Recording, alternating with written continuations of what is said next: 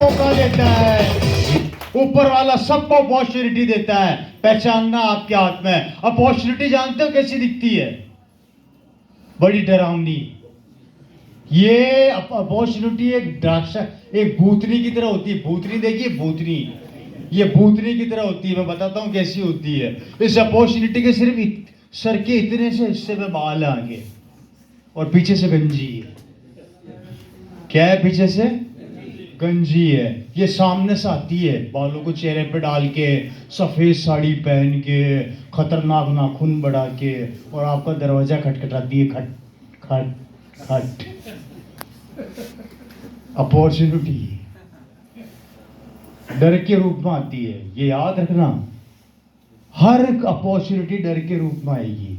आप दरवाजा खोलोगे, दरवाजा दिखते बंद कर दोगे। ये आदमी यही करता है। तो ये क्या करती है? वापस घूम जाती है, चली नहीं जाती, घूमती है। फिर आपको ध्यान पड़ता है ये तो मौका था यार, मैंने लिया क्यों नहीं। अब आप दरवाजा खोल के फिर इसके पीछे से हाथ मारते हो, बाल पकड़ के अंदर खींचने के लिए। तो खींचोगे कहाँ? पीछे तो है ही नहीं, गंजी है। कितने भी झटके मार लो, खोरा पानी हाथ, ऐसे ही चलता रहेगा और वो चली जाएगी। That's called opportunity. डर के साथ आती है, डायरी में लिख लेना। हर अपॉर्चुनिटी डर के साथ घर में आती है। Right sir? ये 3 कैटेगरीज है। सबसे पहली कैटेगरी, नंबर 2, नंबर 3। हिंदुस्तान के 3 लोगों को इस कैटेगरी में बांटा है, 80% को। सबसे पहली कैटेगरी कौन सी, मैं बता देता हूं दोस्तों। ये पहले वो लोग होते हैं जिन्हें बोला जाता है व्यापारी, नौकरी करने वाले, जिसमें अपना सारा ट्रेडिशनल बिजनेस आ जाता है। Right sir? चाहे नौकरी ले लो, चाहे कुछ भी ले लो। Right sir? ये क्या करते हैं, ये लोग क्या करते हैं, इनकी जिंदगी कैसी होती है समझना। इंपॉर्टेंट बात समझाने जा रहा हूं। ये रोज सुबह 7 बजे उठेंगे, 9 बजे तैयार होंगे, अखबार पढ़ेंगे। अखबार पढ़ के शानदार अपनी बीवी से बोलेंगे गरम गरम खाना बना दे। इनकी बीवी खाना बना देगी, ये खाना खाएंगे। खाना खाने के बाद एक टिफिन पैक करेंगे, टिफिन उठाएंगे, अपनी मोटरसाइकिल उठाएंगे, घर से चले जाएंगे और सीधा ऑफिस में जाके बैठ जाएंगे। सारा दिन काम करेंगे, 1 से 2 लंच करेंगे। कौन सा लंच? जो सुबह बीवी ने बना के दिया था, वो खाना खाएंगे। जैसे ही वापस 4 बजे काम करके खत्म उठेंगे तो 4 बजे घड़ी देखेंगे और घड़ी देख के अपनी बीवी को फोन करेंगे, अजी सुनो, मैं घर पे आ रहा हूं, गरम गरम खाना तैयार रखना। इनकी बीवी फिर खाना बनाना चालू कर देगी। Right sir? ये घर पहुंचेंगे, गरम गरम खाना खाएंगे, कपड़े वपड़े चेंज करके बीवी और टीवी दोनों साथ में देखेंगे और सो जाएंगे। Right sir? ये 20 साल से यही काम कर रहे हैं। कितने साल से? 20 साल से। इनकी महीने की सैलरी कितनी होती है? 20,000 रुपया महीना। ये 20,000 रुपये महीने के अंदर अपनी पूरी जिंदगी निकाल देते हैं एक मोटरसाइकिल पे। ना कोई सपने होते हैं, ना कोई ख्वाब होते हैं, ना कोई ड्रीम होते हैं। हेलो? पूरी जिंदगी पागलों की तरह भागते रहेंगे सिर्फ एक काम के पीछे, वो भी सिर्फ नौकरी के पीछे। Right sir? पूरी जिंदगी ऐसे भागते भागते अगर इनकी बीवी इनको ये बोलेगी सुनो जी, दिवाली आ रही है, सोने की अंगूठी दिला दो ना, तो बजट बिगड़ जाता है। गले के सोने की चेन दिला दो तो बजट बिगड़ जाता है। बेटे ने मोटरसाइकिल बोल दी तो बजट बिगड़ जाता है। घर में कार खरीदनी है तो हिसाब लगाना चालू करते हैं 2 साल पहले। 2 साल पहले से हिसाब लगाते हैं कि कार खरीदूं या ना खरीदूं। ये इनकी लाइफ होती है। लिमिटेड सोचते हैं, लिमिटेड काम करते हैं। पूरी जिंदगी 20 साल मेहनत करने के बाद ये 5 लाख रुपए इकट्ठा करते हैं। जहानाबाद के बाहर जाते हैं, एक छोटा सा प्लॉट खरीदते हैं। प्लॉट की कीमत होती है 20 लाख। 5 लाख रुपए डाउन पेमेंट देते हैं, 15 लाख का फाइनेंस करवाते हैं। 15 लाख की किस्तें भरते भरते भगवान को प्यारे हो जाते हैं और अपने बेटे को बोलते हैं कि अब किस्तें तेरे को भरती है। बेटा बड़ा होता है, थोड़ा सा लोन उठाता है, लोन उठा के जमीन के टुकड़े पे मकान बनाता है और उसके ऊपर फिर लोन उठा के काम उसका भी चालू हो जाता है, लोन की जिंदगी जीने का। ये भी लोन के नीचे दबके मर जाता है। बाप भी लोन में था, बेटा भी लोन में था और बेटे का बेटा भी लोन में था। इनकी जिंदगी लोन में ही चलती है।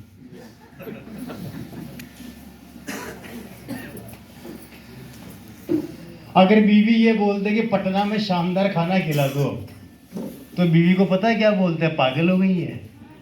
मोटरसाइकिल के पीछे बैठ, जहानाबाद में सरकारी गार्डन खुला है शानदार, एक चद्दर ले, वहीं पे पूड़ी खाएंगे, सब्जी खाएंगे, घर आ जाएंगे। है या नहीं? सही कह रहा हूँ गलत कह रहा हूँ? अच्छा, इनकी बीवी भी बहुत इंटेलिजेंट होती है। इनकी बीवी जानती है हमारा पति तो कुछ दिलाएगा नहीं, तो इनकी बीवी हफ्ते में 2 बार इनके पर्स से 50-50 रुपए चोरी करती है और पैसे इकट्ठे करती है। सही कह रहा हूँ ना जी? अब नहीं करती, पहले तो करती होंगी। थोड़ा थोड़ा पैसा चोरी करके पैसे इकट्ठे करती है ना? खड़े हो, खड़े हो, खड़े हो, खड़े हो, बैठो।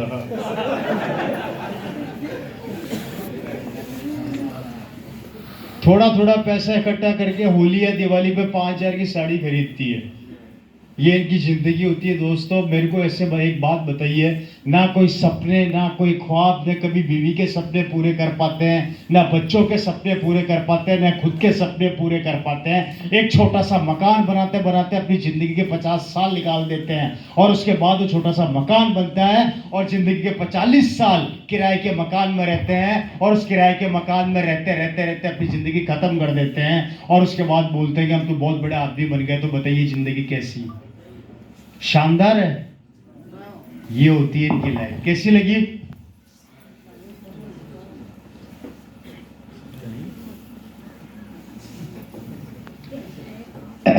एक बात तो है, बिहारी बड़े कमिटमेंट के पक्के होते हैं। मोबाइल वाइब्रेशन में नहीं डालेंगे तो नहीं डालेंगे, लेकिन होते बड़े प्यारे हैं। Right sir? ये इनकी लाइफ होती है। कैसी लगी आप लोगों की जिंदगी? सेकंड कैटेगरी से मिला देता हूं दोस्तों, ये हमारे यंगस्टर्स हैं।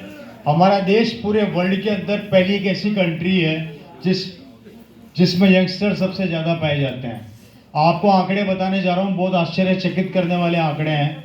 हिंदुस्तान पूरे वर्ल्ड में एक ऐसा देश है जिसमें यंगस्टर सबसे ज़्यादा पाए जाते हैं, और उससे बड़ी बात, यहाँ पर सबसे ज़्यादा IAS RS अधिकारी अगर निकले तो बिहार से निकले हैं। Right sir?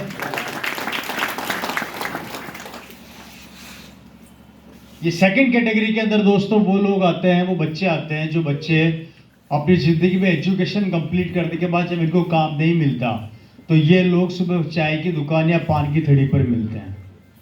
Right sir? कारण क्योंकि इनके पास कोई काम धंधा होता नहीं है, नौकरियां होती नहीं है, क्योंकि नौकरी एक और करने वाले, वैकेंसी निकलती है 10,000 की, एग्जाम देते हैं 10 लाख। Right sir? ये आंकड़े अभी के बता रहे हैं, और भविष्य के अंदर ये आंकड़े बढ़ेंगे, कम नहीं होंगे। Right sir? अब ये आदमी और यंगस्टर करे क्या? आज किसी भी बच्चे को आप जाकर ये पूछ लो क्या बनना चाहता है, बच्चा कंफ्यूज है।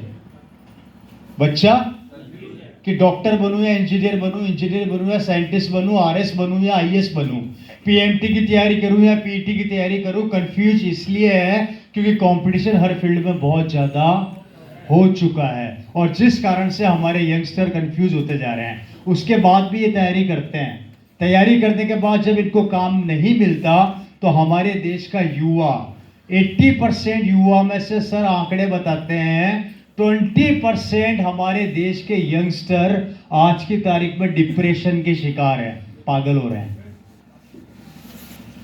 और उन 20% का 5% आंकड़ा आत्महत्या कर रहा है। क्या कर रहा है सर? आत्महत्या कर रहा है, काम ना होने की वजह से।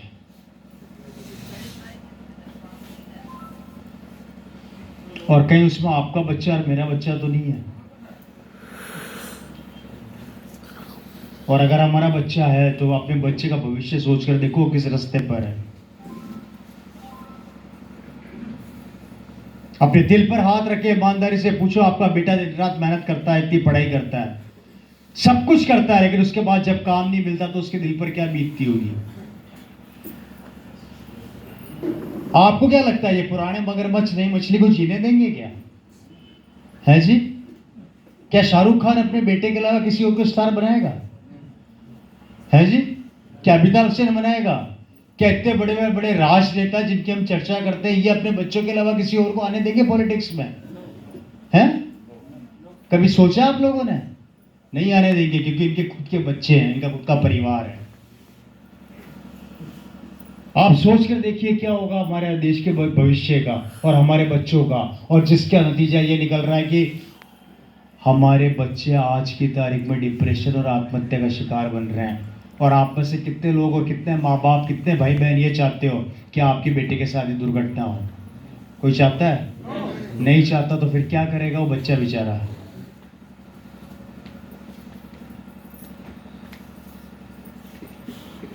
आरसीएम करेगा सर। मैं आरसीएम के लिए नहीं सर, पहले माइंड्स को मैकअप कर रहा हूं। आरसीएम बात की बात है, पहले जिंदगी तो समझ लो कि हम जी क्या रहे हैं, हम जा क्या रहे हैं, हम चल क्या रहे हैं, हम कर क्या रहे हैं, हमारा भविष्य क्या है, हमारे बच्चों का भविष्य क्या है, हमारे आने वाली जनरेशन क्या करेगी, हमारी पीढ़ी क्या करेगी। एक बाप अपनी बेटी की शादी करता तो 10 बार सोचता शादी करूं या ना करूं। शादी करते समय तो लड़के को ऐसे दिखाया जाता है जैसे बहुत इंटेलिजेंट है, और शादी के बाद पत्ते खुलते हैं कि साला कुछ कमाता ही नहीं है। सही कह रहा हूं गलत कह रहा हूं? है जी? और कितने बच्चे की जिंदगी बर्बाद।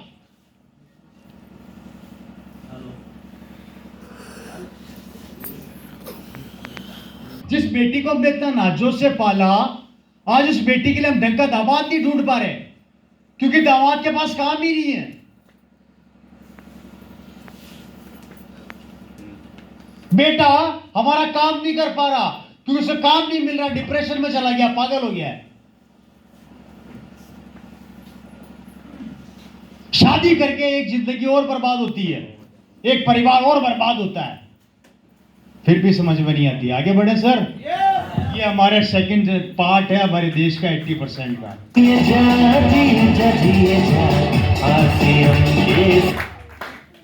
थर्ड कैटेगरी ये होते हैं ड्रीमर, जो सपने देखते हैं। ये अपने सपनों को पाने के लिए कुछ भी कर जाते हैं।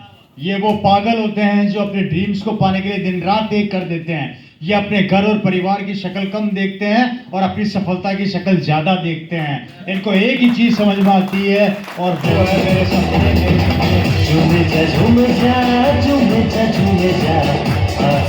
हेलो।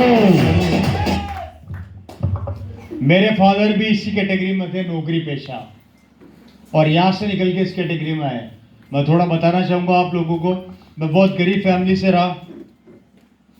मेरे पिताजी और मेरी परिवार, मैं आपको बताने जा रहा हूं मेरी स्टोरी, छोटी सी स्टोरी मोटिवेट करती है एक आदमी को।